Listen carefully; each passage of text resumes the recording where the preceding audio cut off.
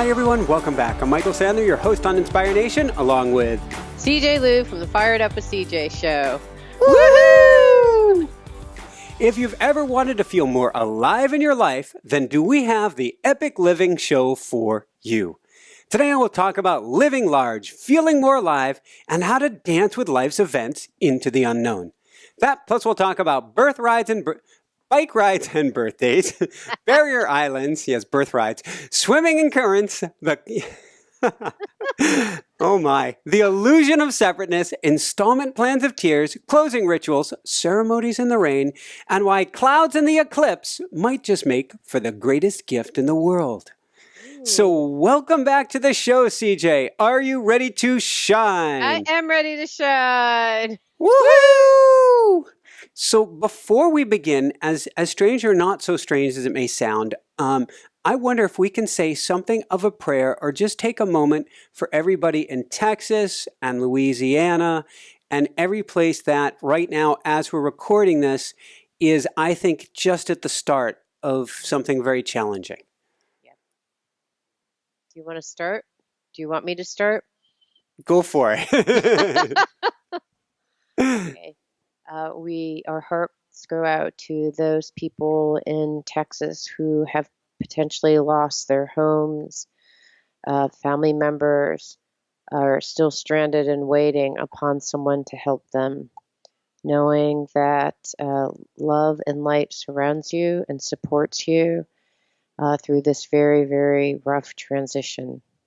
Thank you. And I would say if everyone out there can send love and blessings and prayers to everyone who's being challenged right now, I think that can make a huge, huge energetic difference. Agreed. Thank you.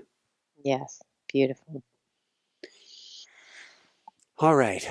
On that note, on that kind of somber note, you look like a weight's been taken off your shoulders, which is interesting because in a sense a weight has been taken. Yes, you are. That's what it is.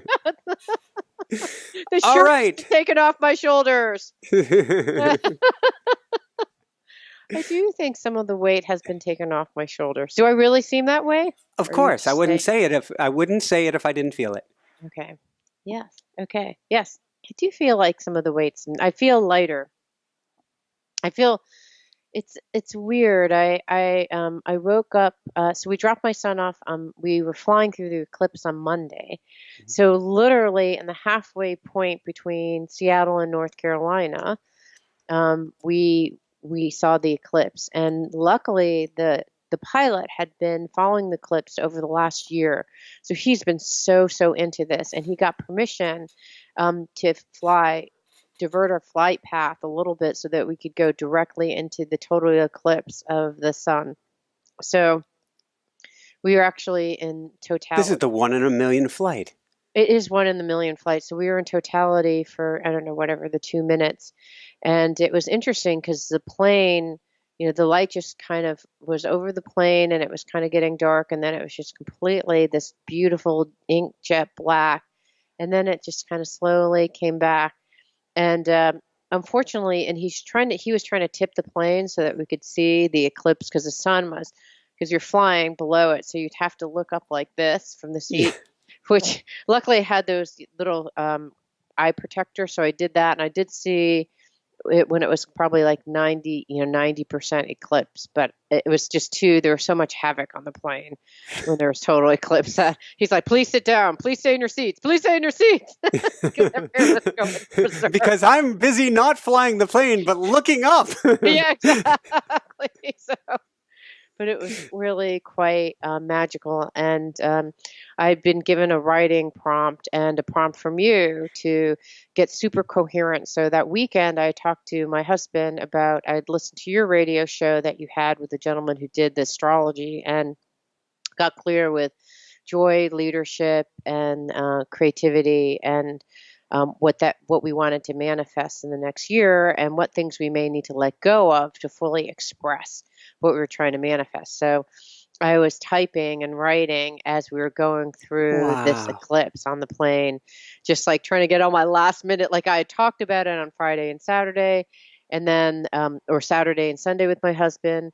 And then Monday, I was just typing up my notes and kind of saying verbally, just literally getting into that space up until the eclipse. And then, and it was really weird because I wouldn't say it happened immediately, but I got home and Mhm. I don't even think a tear has been shed. It's bizarre because it was funny because I thought Well, before I even, for those who don't know what was going on, you just dropped your eldest son off of college. yeah, to college, and I have been in pre-anticipatory grief for like the last 2 years, I would say, but more, very intensely over the last month. And I had felt like I had just almost shed every tear that there was to be shed with him in his presence. And by the time I dropped him off, I was giving him a hug and just holding him really tight. We were driving to go to drop him off to West Campus in Durham. And I was just holding him and, just saying, I'll miss you a lot. I love you. I love you. I love you. I love you. And then I was just crying. And then I, I told you how there's this big moment that people talk about when you drop your kid off, and usually they describe it as like two tin soldiers that like drop, see each other, hug, turn their backs, and then walk away. And I've been forewarned not to turn back and look at my son because then I'll fall into like a pool of tears. And I thought, okay, screw that. I'm gonna just sit out here and watch him walk out into the distance, which is what I thought I'd do. Become the pillar of salt. Yeah, so I was just like, I'm gonna just stand here and like watch him walk away because that's basically what's happening. So for me to be present Mhm. and watch him walk away is what I'm gonna do. So that's what I did. And after that, I just haven't shed a tear since then. And I don't know whether I'm in shock. I'm waiting for the boon to hit, but I really don't. I don't feel it. Like I don't feel. There have been waves like, waves of like, oh, like just little things. Like we're sitting at our table and we have you kind of have a seating configuration where my son Jida would sit next to his dad and I would sit next to Caden. And so we're sitting and it's like, no Jida, there's just the three of us. And so I thought, well, maybe we should just change seats. So we switched and I said, okay, let's just switch around for dinner. So then actually Caden and I sat on one side and getting, I'm like, no, this isn't good. This is just switching around. But anyways, it's just little things like that are like, no, that you kind of feel a little bit like it's this, that there's little differences that happen throughout the whole day. Or I went to get some chocolates at the store and I thought, oh, I'll get Caden this. And then for, Jida's not there, so I'm not going to get him chocolate. So it's just those kind of little glitches almost in the Mhm. system that are still operative. And those things kind of like little heart pangs. They're not like weeping. There's not a weeping willow scenario. It's just kind of, oh, like that. So, anyways, yeah, it's really weird because I would not have thought of this. But right before, when I got on the plane, I just thought, you're done. I think you need to just put a limit on this. Like you've fully experienced, you fully have leaned into it, you've like gone into this. I didn't fast forward past the pain or the suffering. Really, I would have liked to fast forward past the suffering, but I didn't. I just, felt everything I needed to feel, and then by the time I got there, I didn't have that. I didn't have that sense of loss anymore. Um, anyways, and I'll have to tell you a story later on. But tell me, you've had a big event, so you had a birthday, right? Well, we've had many big events. We Yeah. have the eclipse, the birthday. This has really been a time of living life large. In fact, I think there's like a tropical storm that I'm just looking out the window that is literally just starting as I'm speaking with you because it's Oh my actually gosh. taken aim like right for here. So it is a time of living life large. Oh. First, the No, wait, this is eclipse. different. This is different than the storm that's in Houston, correct? Or is Right. this? This is the next storm. This is what was called 92L, and they probably announced during my last interview where I had this a most amazing interview with Jacqueline Freeman about the Song of Increase, about channeled writings from bees. That's just over the top, Oh my God. incredible, incredible, incredible. But I think during that time it became tropical depression or tropical storm Irma. So I think Oh, it's it's Irma different than who's Harvey. Yes, yes. It goes in alphabetical order. So we've got Harvey, and then next we've got a storm that'll begin with an I, and that's Irma. And so Irma is heading to North Carolina right now as we Oh my speak. gosh. So Wow. we started stalking and talking, and now out the window, it's just a deluge. And so I literally get to go after the interview and get some sandbags filled up. Wow. So, but it has been a phenomenal time of living life large, of saying you can have your day-to-day show, which is, pretty full on, but we also get to build some color into the rest of your day. Hmm. And to truly live life so that it's not day after day after day after day after the sameness, even though the sameness has been phenomenal and the guests have been incredible, but to bring some color back into our experiences. So the eclipse is one of those opportunities where we were 4.5 hours or so away from the totality. Hmm. And we chose to drive there. In fact, we strapped kayaks onto the car, we strapped mountain bikes onto the car, and we headed off at like 3 o'clock in the morning because we didn't know Wow. what traffic would be like or anything. Hmm. Jessica directed on all these back roads to South Carolina where it was pouring, on Oh no. where we Wow. had planned on going. So we ended up going instead to where I had originally envisioned, a place called Lake Marion. Hmm. And I had this vision of Lake Marion, of being there, of kayaking, of playing, of it actually being really cloudy, but at the last moment, the eclipse coming out. So we get Mm. there. It was actually pretty sunny when we got there, and we went kayaking, and did a little bit of swimming. Well, she kept kayaking. I kept following the kayak around and swimming. And there's islands. Lake Marion's the largest lake in South Carolina, and so there were a bunch of islands in it.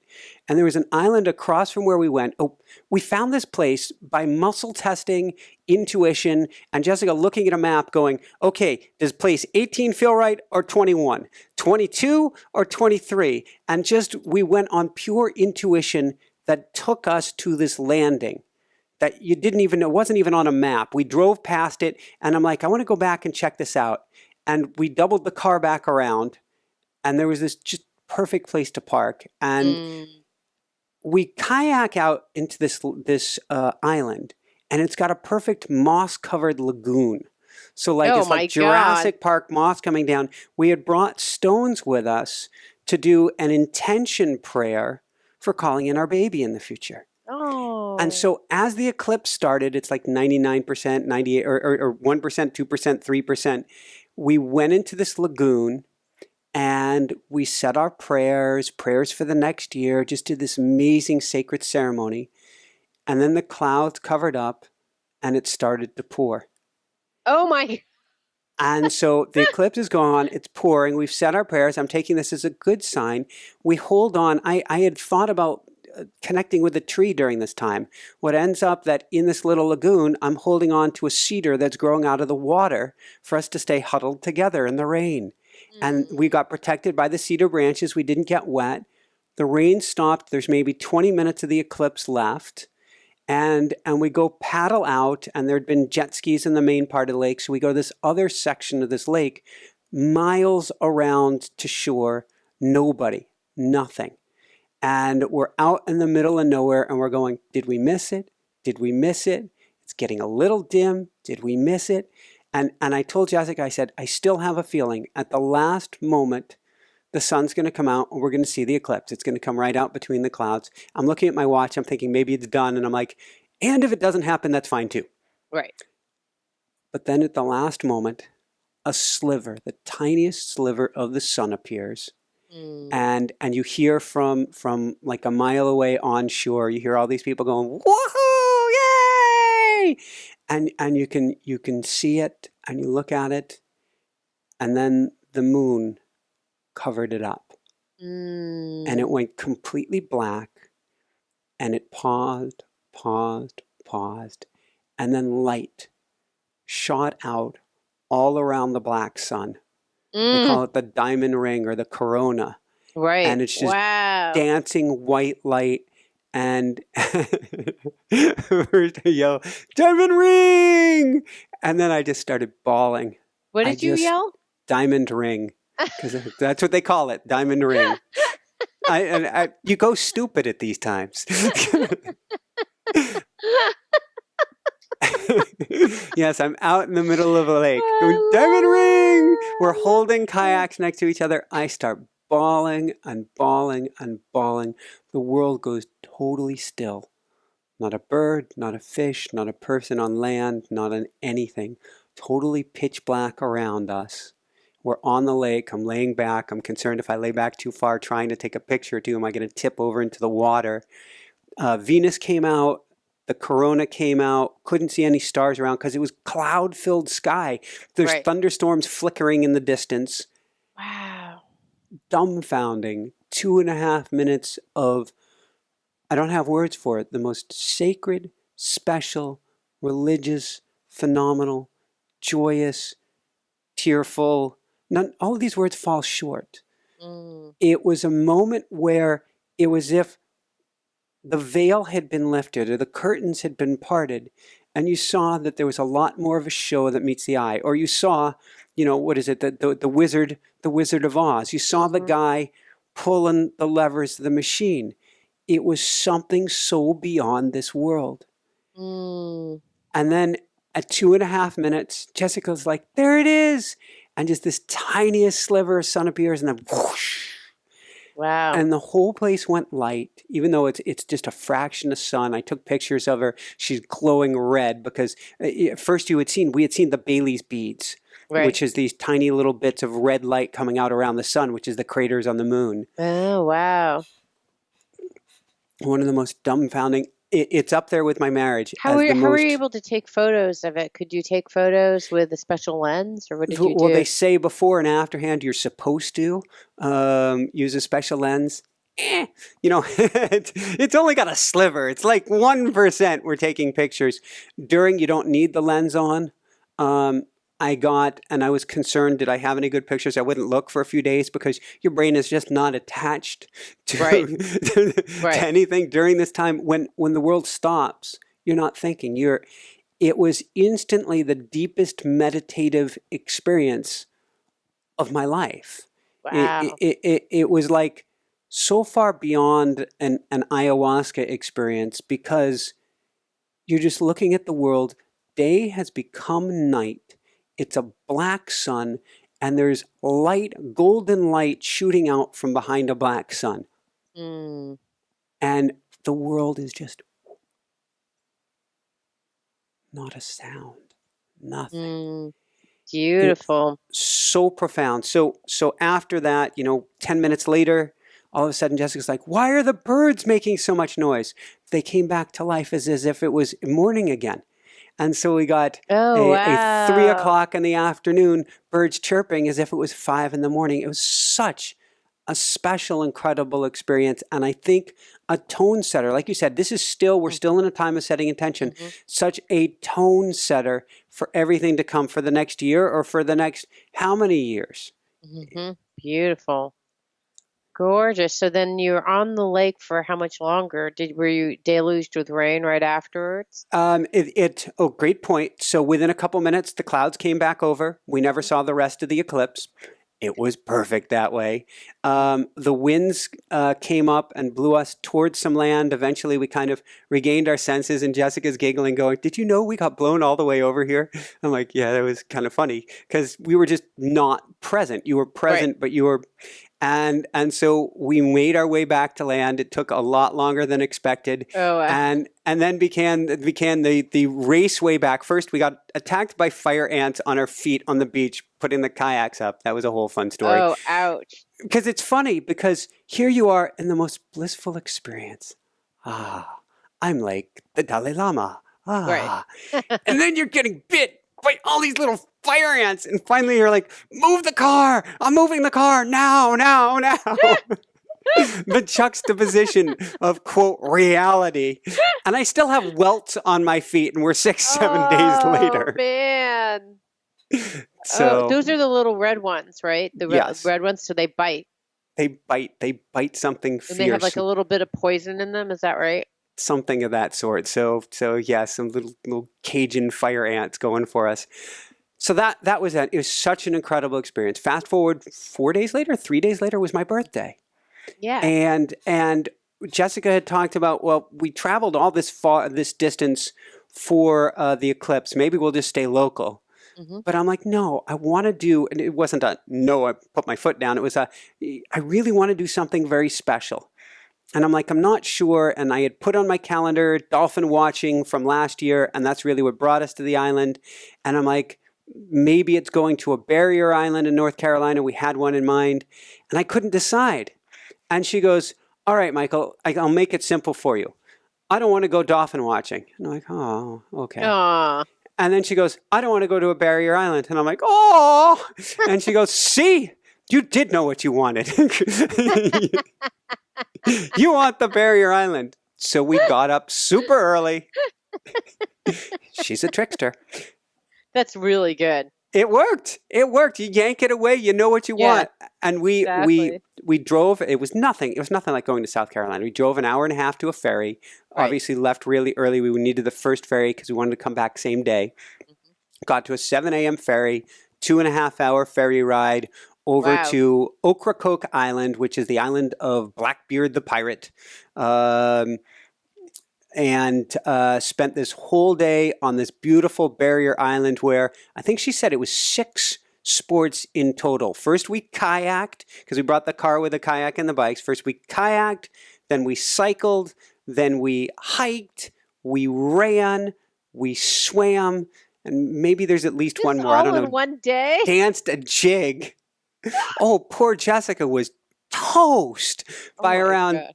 2:30 as we're looking for an iced coffee because it was fairly hot, and we hung on this most amazing beach where they allow cars to go on it and Oh, wow. pull up to the beach, and you can have a tailgate party out the back because the beach is huge and it's relatively empty on this Wow. 16-mile long Outer Banks island. It was incredible. And then we found this last trail at the end. A guy at the coffee shop said, you have to go to this place. It's got old growth oak. And all you need to do is say, Michael, the trees are calling. And I'm there.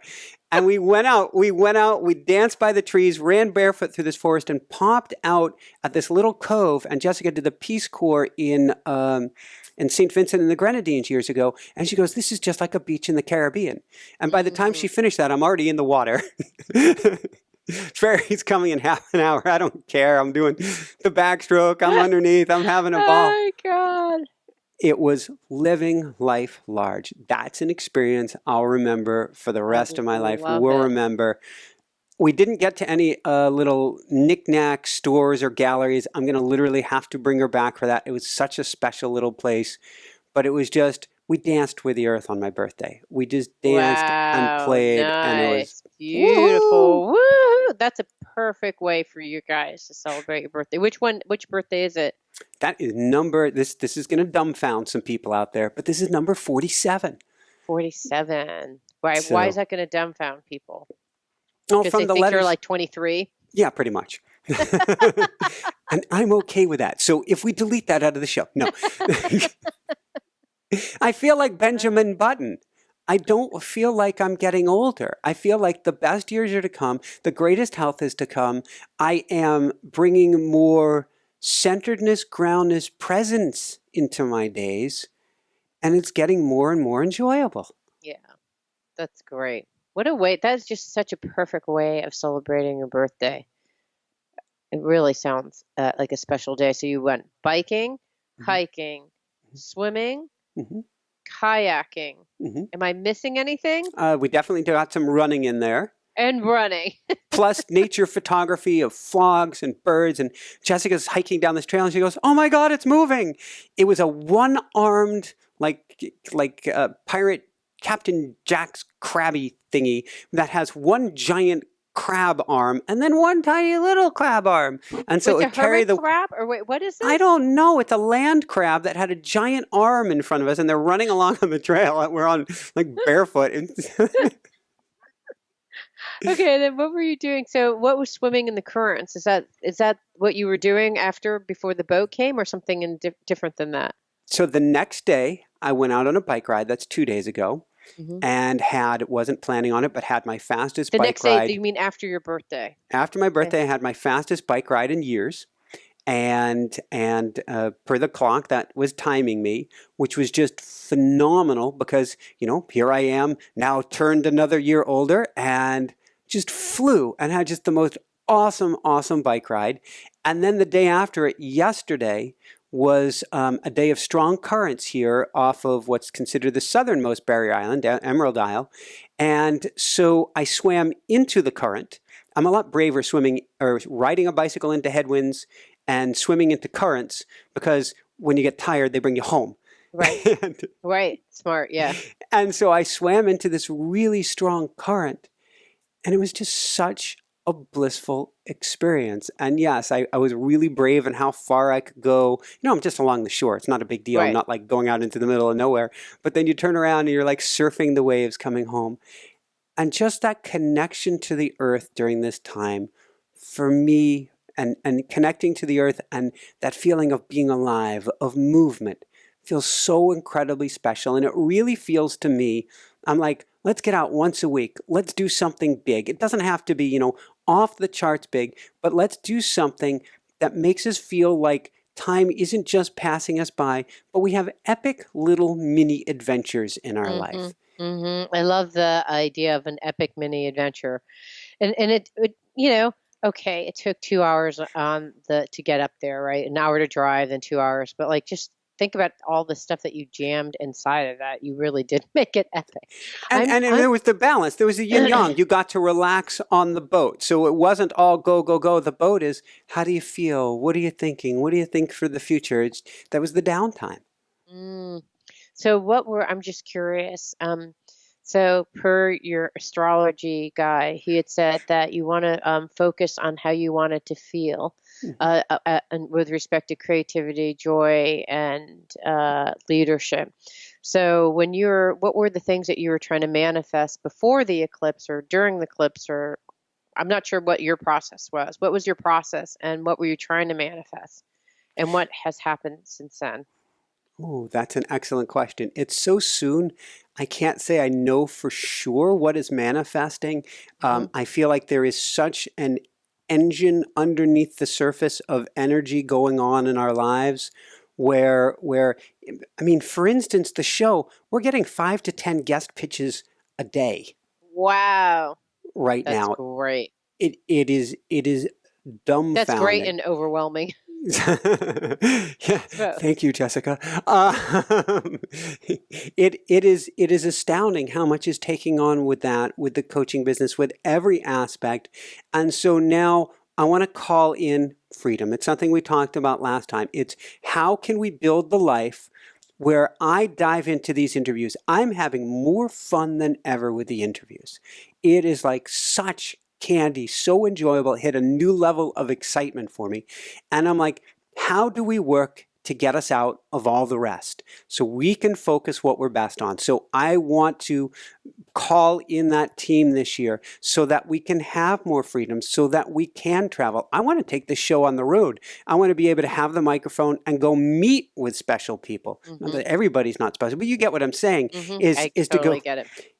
and to be there with them anywhere in the world. So that's part of this big picture vision. Of course, we're calling in a family now. So that's part of this vision. Having greater health in my second half of life and what that feels like, and to do epic adventures and maybe racing or something of the sort, not to beat anybody. I want to love up everybody, but to see what I can do. I'm so excited for that feeling of great health in the future and have abundance on such an incredible, no apologies, over the top level that we can do some really big and incredible things in this world to help people.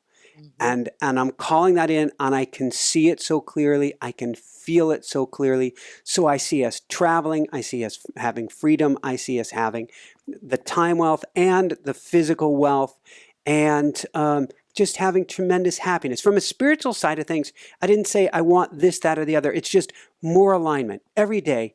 Bring me into more alignment, more attunement, have me to be in more coherence with the universe. I think that's all I can ask for, and each day to do more and more to help. I just got out of a workshop. I had so many things. So I just got back from dropping off my son, and then that was on a Thursday. And Friday was just, unpacking and just getting everything kind of organized and straightened out because it's a little bit discombobulating, just this whole big transition. Mhm. And then on Saturday, I had forgotten, but on Saturday and Sunday, I had been invited to go to Paul Selig's event here in Seattle. Awesome. And yeah, and so, I know who I am in truth. I know what I am in truth. I know how I serve in truth, which is his mantra of kind of tuning and aligning us to our true divine nature. I guess that's my shortcut. You probably would have a different way. Do you have a different way of explaining it? That's my kind of shortcut of it.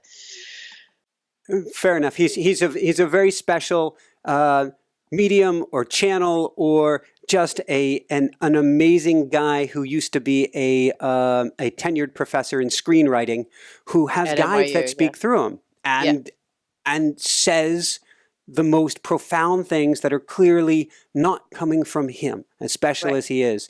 The words just flow through him.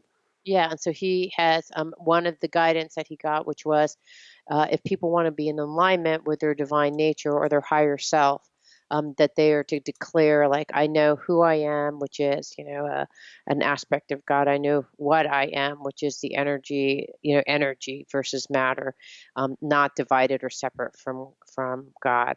And I know how I serve, which is to take all of your greatest gifts and share them.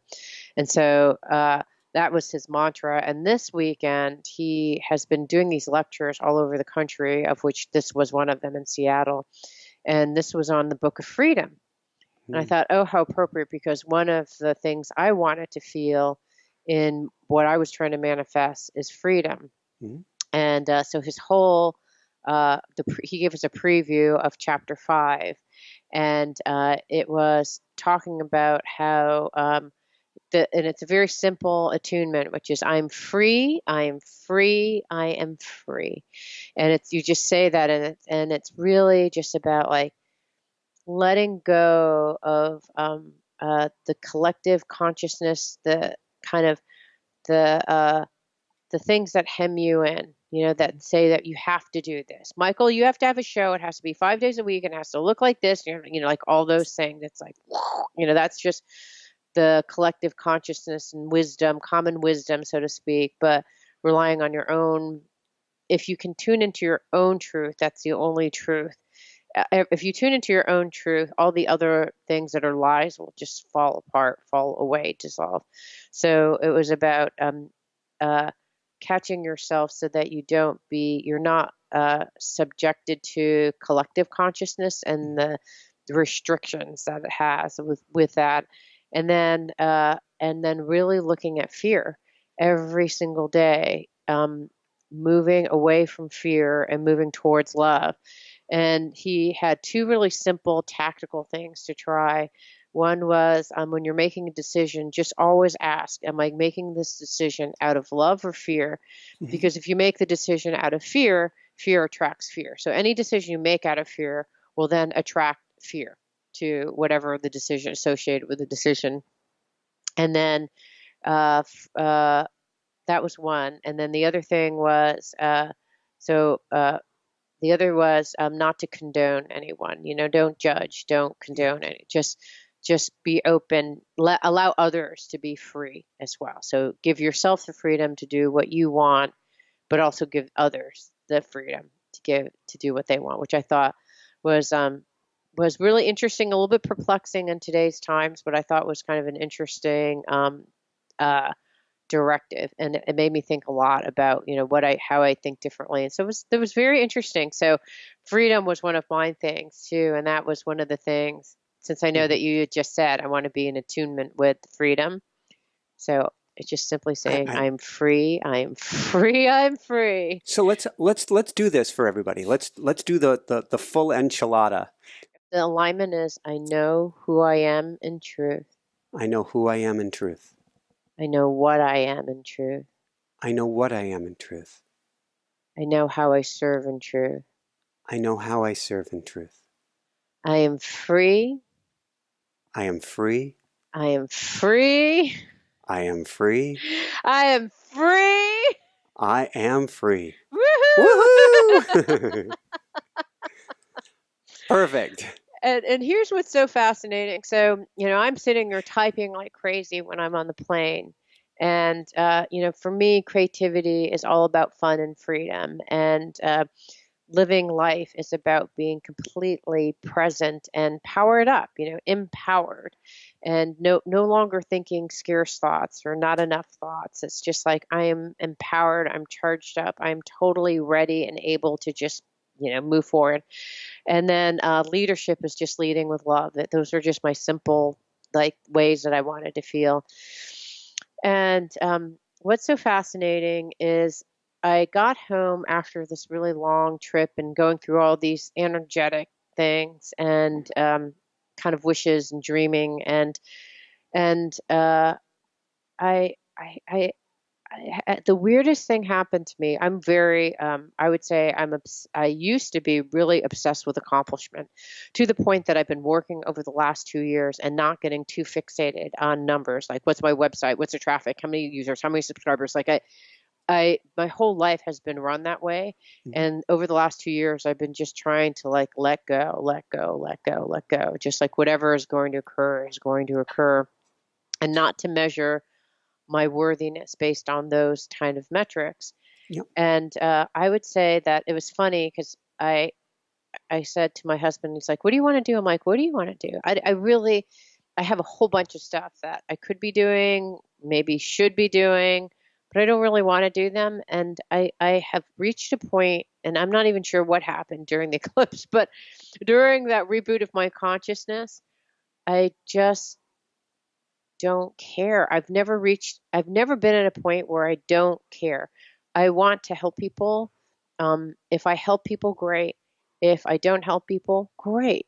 If I help one person, great. If I help 1 million people, great. I'm not even sure what's happened, but something fundamentally shifted. And I think I said to him, like, I think it's because I think I've accomplished one of the greatest things I'm supposed to accomplish, Mhm. which is, a good, like I'm 80% there with Caden, but I'm 100% done with Jida and raising him to be the man that he is. And I'm done. Like I feel complete. I don't have to accomplish anything. And I didn't even have to accomplish that, but there is a sense of completeness that I just have never had before until just recently. So maybe that's what you see as like the burden being lifted off of my shoulder. It's not necessarily Jida or my kids. It's just like generally like I'm free. I don't have to do any of these things, and I'm okay. I can love myself and not, you know, have to be any of those things. I'm just okay. And it's weird because when I woke up and both of us, you talked to me about this, and now I do this when I can remember. As I wake up in the morning and write guidance, and I woke up in the morning and I thought I feel a sense of emptiness. And the weird thing is the emptiness was um, a different quality of emptiness. Like there's an emptiness from the sense of loss, and Mhm. there's an emptiness which is like everything is now empty. It's open and just full of possibilities of things that it could be, and having to resist myself from like wanting to fill things up, but just sitting in that emptiness and still feeling complete. And that's kind of where I've emerged to lately. It's the weirdest thing. I'm not sure what happened during that eclipse, but I know, and I hope it lasts for a long time. But that kind of striving, Mhm. there's something about it that has changed or gone away, and I don't even know. But that's at least what happened to me Yeah, during the eclipse. I see it as a shift. I see whatever you put in this time period, it's unlocking the key to something else, and you step through the doorway and you never go back. Yeah, So I see these shifts as permanent. There, you've actually literally just planted the seeds, new moon, and so even bigger changes will come from it. Now that you feel free, now that you are more of an open cup, an empty vessel, who knows what there's room for? So it's exactly. Yeah, and if it weren't empty, you wouldn't be able to like things wouldn't be able to merge because there's just not even room or space for things Mhm. to emerge. Can I tell you another thing, a funny Sure. story? So we dropped my son off. It's his first night in his dorm. And the dinner beforehand, we had a big picnic, and we had gone out. It was so hot. It was so hot. I don't even know how you can live in North Carolina. I just felt like I was going to die. It was 94, I think, and I don't know, like It's cooler on the a coast. bajillion percent humidity. I was like, oh my gosh, I cannot take this. It was so hot. And at one point, I thought, I'm sorry, let's just go to an air conditioned restaurant and eat. I know that there's a picnic that's happening, but I just cannot. The thought of sitting in a hot picnic and eating outside, I just cannot deal. So we went out to grab like an early dinner, and then when went back, we tried to go to the picnic and connect with people. But at that time, like everyone from Jaida's dorm had left. And so, you know how that natural, like you're going to the next thing, you gather all the people in the dorm and you walk over. So there was no one really for him to walk over with because we missed the window of when that was happening. And then we went to the picnic and he couldn't find anyone that he knew because he doesn't know anyone there because he's new. And so it was like this just kind of one of the biggest anxieties as a parent is that, when you send your kids to kindergarten or you send your kids to middle school or high school, it's like, I hope they make friends, that kind of thing. So of course that same kind of mentality is happening in college, and even more so because this time you're not around to give the pep talk afterwards. So we go over, he can't find anyone because he doesn't know anyone. And it's hard to break in because everyone is in that kind of like, I've found my two people and I don't, don't, and you don't know if they're best friends or they just met each other. So it feels awkward to break in. Anyway, so we had this awkward, entry into, socializing with his peers, and it was just awful. Like just when you're like, oh my God, this is just awful. And so he's like, I think I'm going to go back to my room. So we went back to the room. He was playing on, he's actually setting up his Mac and everything. And I was like, oh my God, I feel so awful and depressed after this whole thing. And so the three of us left, and I I was walking and just worrying about him. And I was like, stop worrying. Worrying is not a helpful emotion because it's not doing anything. So stop worrying. So I was trying to like think hopefully and, and yet my husband was still worrying. Like all three of us were kind of worrying in different shades of gray.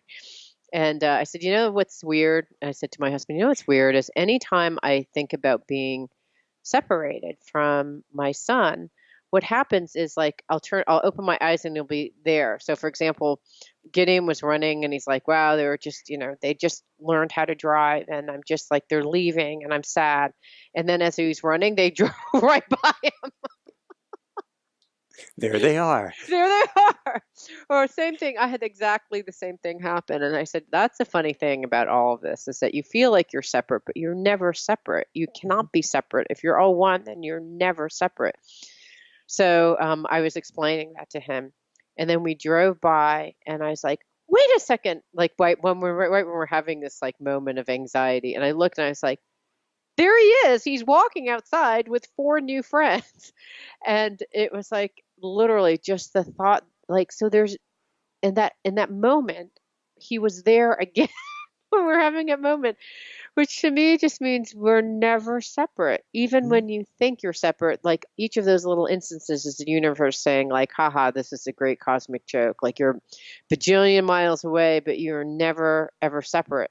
And the last couple of days, I'm like, oh, I'm looking at my phone. I don't even know why I'm looking at my phone. And he's texted at that very moment. Like it's not ringed or anything because I'm like, why is the volume on? And so what's so nice is that you are always connected. They can be millions of miles away, but you're still connected. The physical distance doesn't mean anything. And that's so incredibly comforting. I can't even tell you. So that's my funny little story of how you're never separateness is a delusion. I like that. It's beyond right? illusion. It's a delusion. It's beyond an illusion or a delusion. So right when you say, I know who I am, I know how I serve, I know who I am, I know what I am. It's like I am divine. I'm one with consciousness. I am. There is no separation. I mean, that's part of what you're aligning to, and part of Jaida being far away helps me remember that. Like it's actually like a visceral kind of experiential sense that yeah, we are never separate. We are never separate, even though we think we are. And we're always one. Not just the two of us, but all of us, you and me, the butterflies and me behind you, like we're one. And so there's something really oddly comforting about that whole experiential sense of that. I love So, it. It's reminding me when being on just, it's a complete tangent, but I'm thinking we are truly all one. And at one point I went to wash up on the what do you call it, on the ferry. Jessica's outside, and then I didn't come back. And then eventually she comes in to find me because I've struck up the coolest conversation with one of the like assistant captains or whatever his term is yeah, of the ferry, and we're having this long conversation as if he's family. And we are all one. We are yeah, all one family. And if you remove that veil of separateness, yes, some people can drive you completely nuts because we are all family, right. but it becomes so, so cool when you look at the world that way. Yeah. It just feels more peaceful, I think, is that if you just remove that separateness and you just say that we're all one having this human experience. Um, can I share one more story from my dropping off Jida at Duke? Absolutely. Okay, so it's interesting that uh, my parenting generation is called the helicoptering parenting, and in the drop off they had several parent orientation pep talks, of which they try to remind us not to helicopter, not to snowplow, and not to like hover over our children. And as a result, when they drop off, like I think it used to be like when you and I went to college, our parents dropped us off and they left. Now they actually, because helicoptering parents have such a hard time doing that, this is my guess. No one's ever said this officially, but you drop off the kid, let's say Tuesday, and then on Tuesday they have a series of events for you to go to. Mhm. Then Wednesday there's a closing ceremony, which means like go now, closing. Which prior to the Leave. closing ceremony, they're like, don't helicopter, stop snow plowing, basically get the hell out of here, right? And then they have a closing ceremony, and then the next day it's like, we're assuming you're gone. Um, but what's so interesting is that during those events, so you get there and you drop off your kid at the dorm, and we sat there and like helped him feather his nest, get all his things, his clothes unpacked, and like, where's your TV? Where do you want this to go? Where do you want that to go? That kind of thing. Not all the parents did that, but we ended up doing, and his roommate also did the similar kind of thing. But they had like back to back to back to back to back to back to back events, and I think it's because most people, when they're feeling emptiness, they want to fill it up with Mhm. stuff to do so that they don't have to feel the emptiness. It was very interesting. And I could feel the compulsion and desire to want to do that. And in fact, I did do that. We went several times to Target to buy stuff. We went to Bed Bath and Beyond to buy stuff and organize stuff and think about stuff for Jida and what kind of stuff he'd like. Like you're just 2 days of just like filled with stuff, filling in the stuff to deal with the emptiness, to really truly deal with the emptiness that you feel inside. And then after all of this ended, we stayed an extra day because we're one of those parents that just had to, not only did the timing not work out because the closing event wouldn't have left us enough time to fly back to Seattle, but also we just like, oh, well, whatever, let's just stay an extra day. So we did, and we thought, what are we going to do with ourselves? Like we don't want to hover over our child, but at the same time, we're not quite done. Hmm. So I said, I don't know, so we grabbed breakfast with our son that morning. We had that tearful goodbye. And then I said, I'm not sure. I think we're supposed to go walk around the campus. We walked around the campus. We walked towards his dorm. I'm like, oh, I know. We're supposed to have a closing ritual because, like, we're closing. And, like, yes, the school closed for us. Like, close, get the hell out of here. Like, I know it's hard. Goodbye. But I was like, no, but that's not the way I want to say goodbye. And why I want to say goodbye is reminding you like who you are, what you are, loving you, and then we took rocks. So very similar to you, I actually took 4 rocks, which were these pillars of things that had my greatest hopes for him representing the four of us as a family.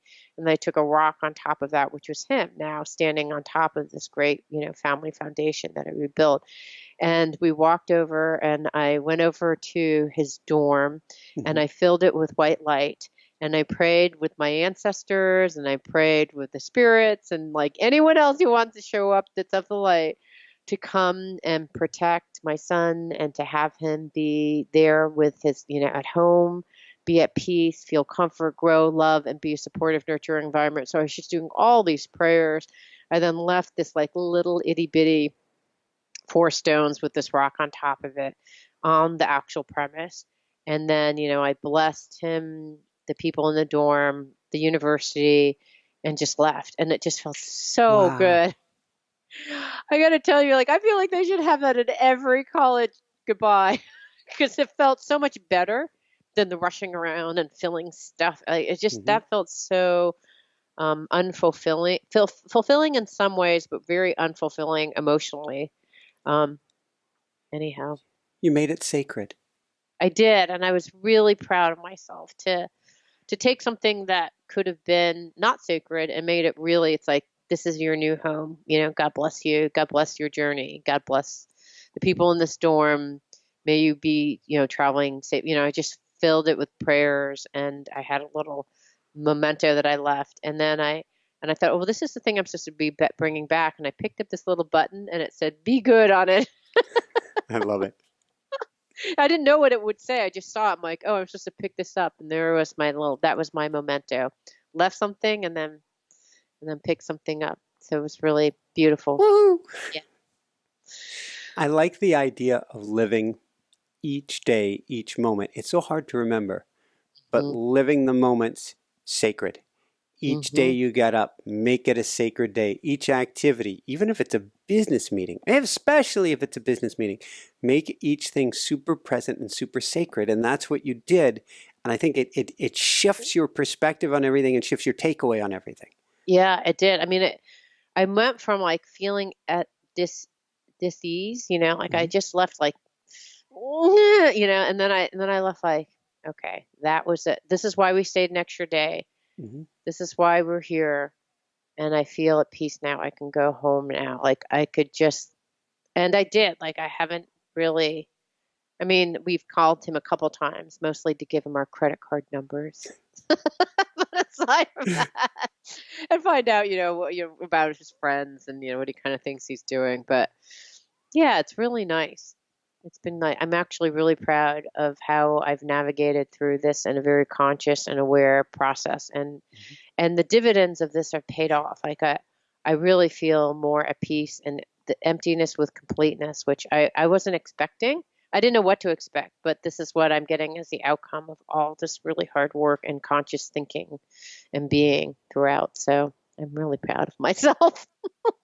Awesome.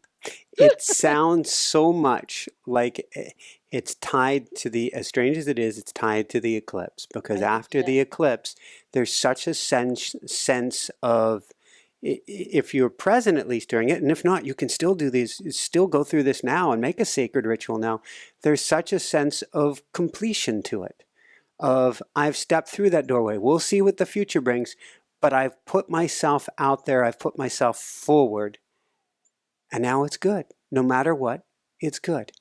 I have to say one edit to that, which is interesting because I've talked to a couple of clients. I haven't had this myself, and it sounds like you haven't had this, or sort of did with the fire ants. But many of my clients have. Many of my clients okay, have. tell me what I'm about to tell you. Well, this is a time of burning away and transformation. Yes. And so it has been for many of my clients, at least initially, a very destabilizing time. Yes. And I think it's just a burning away of the old, just like the fire ants. It's just a burning away of the old. So yes, I got mine on the beach. You literally got fire ants attacking your heels. But it's it's whatever is not done. It's the part that he said, the Mercury retrograde, where it's about integration and looking back and kind of whatever you still need to, there's a firehouse sale of stuff that you still haven't resolved. It's coming up fast and furious right now. Is that it's a what's happening for your cleansing. clients too? Well, it is. It's a cleansing. I can't help but think of what's going on with the different storms, at least on this part of the planet right now. It is a cleansing. It is a burning away, and some of it really uncomfortable and difficult. But I think something great can come out of these experiences, and so it is a when you put your intention out there with a new moon, when you put your intention out there with an eclipse, and this is like the super eclipse, new moon of new moons, change is going to happen fast. Mm. And that change can feel, it can suck your breath away. It can feel so uncomfortable at the moment, but it's really there to serve you for the long run. But it does mean, and I've had many a session with a coaching client of where we've worked through this, because it's like fasten your seatbelt and hold on. I feel completely spun and upside down and in crisis and terrible. And what's going on here? No, that we've experienced that a lot. But there's something, especially if you know this is the time for that, this is part of that journey, then it's much easier to be okay with it and to realize, as I say, I don't know if you can ever say way too much, but through you, for you, not to you. The universe is always working through you and for you, not to you. When you appear that the hammer is dropping on your head right now, something amazing can still be coming out of this. It may just take a while. And that doesn't negate that there can be true tragedies. But if we step back the aperture enough, there's always something great that can come out of an experience. And I absolutely think that that's true. I mean, me literally leaving my son at college at the same time, right? It's like, it's so hard, and it's like a huge growth opportunity. And I've had client after client talk about, like, this has been the hardest week. I just got my butt kicked, and here's what happened. And it sounds catastrophic. And it's because these are just little bits that still need to be resolved. And once those things, they're in service of the greater intention that you had articulated. And in order to round that corner, these are some things that are still left to be attended to. And like, thank goodness they're happening, so that they're happening right in the Mercury retrograde when the planetary forces are there to support this actual activity. So it makes it much more hopeful. I talked to my client, Mike. Now, I'm having said this, I'm not 100% sure this is true, but I will tell you that this is what they say is happening astrologically, and you can choose to believe it or not. And I guess another way you can look at this is say, if it makes you feel better, then believe it. If it doesn't make you feel better, then don't believe it. This is just a matter of choice and choosing your reality. So you can go through many different ways of looking at this. So you can say, that's a bunch of hogwash. It makes me irritated. Okay, drop all of this. But if it's like, for her, she said, oh my gosh, when you said that, it just put me instantly at peace, knowing that there is a reason for why this is happening, and it's all for my greater good. And I was like, okay, then take it. Take it, believe it, and stay in that place, because if it makes you feel whole and good, that's more important than anything. Whether you believe in this astrology thing or not, it doesn't even matter. Just take it and run with it. And if it makes you feel good, then continue doing it. Anyways, that's my caveat all the time when I talk to clients. Because it's hard, because it's like, I'm not an astrologer, but I'm following these things, assuming if it works for me and it makes me happy and it makes me more complete and intentional, then why not do it? What is the harm? No harm at all, I think. So it's all, at the end of the day, it's all illusion, it's all real, it's all what we believe, it's all not what we believe. It really is what we make of it. right. Exactly. It is. Yeah, so if it makes you happy, you feel more intentional, happy, and whole, then continue doing it. If it doesn't, then don't believe it. You don't have to believe any of this stuff. But at least for my clients that have heard that, they feel way more calm when they hear that. And it calms me too. Not that I've actually haven't had a hard time, but for people that have had a hard time, it's a reason. Anyways, any closing words for you? Weather the storms, these too shall pass. Yes, absolutely. I guess if I added anything on top of that, what are you waiting for? live life large now. Now, not tomorrow, not next week, not next year, not 10 years from now. Now. That's all you got.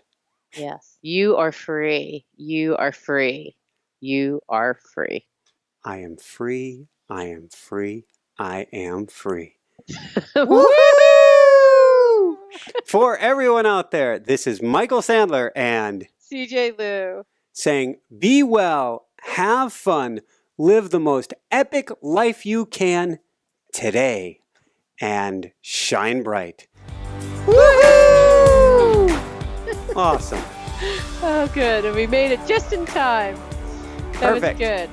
Thanks so much for watching. If you enjoyed it, be sure to like below. Also, leave your comments. Have some real fun with it.